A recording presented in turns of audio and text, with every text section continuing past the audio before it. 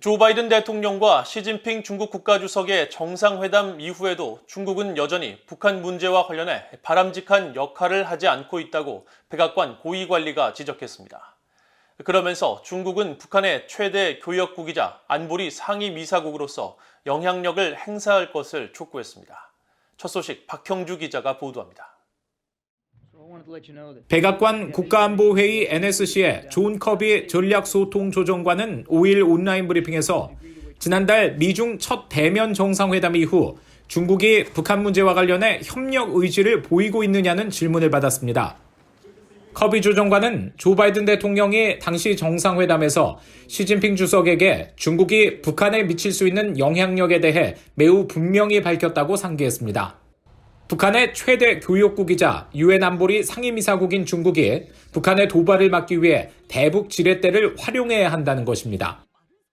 And we would like to see them use that influence appropriately, not only as a bilateral neighbor and chief trading partner with North Korea, but also as a member of the UN Security Council.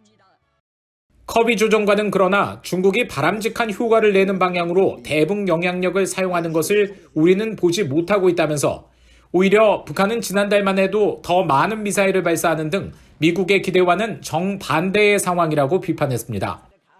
그러면서 북한이 핵실험 등 추가 도발을 하지 않도록 중국은 영향력을 행사해야 한다고 거듭 강조했습니다. Over the last week or so, yet more missile launches from North Korea. So we believe that there's still a lot more work to be done, and we would like to see China pitch into that work. 앞서 조 바이든 대통령은 지난달 14일 인도네시아 발리에서 시진핑 주석과 만나 중국이 북한의 장거리 미사일과 핵실험 등을 말릴 의무가 있다는 점을 명확히 했다고 밝혔습니다.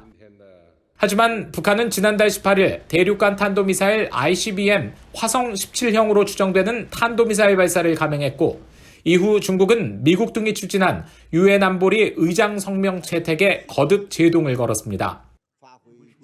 이런 가운데 토니 블링컨 국무장관은 전날 언론 인터뷰에서 미중 정상회담 후속 논의를 위해 내년 초 중국을 방문할 계획이라고 밝혔습니다.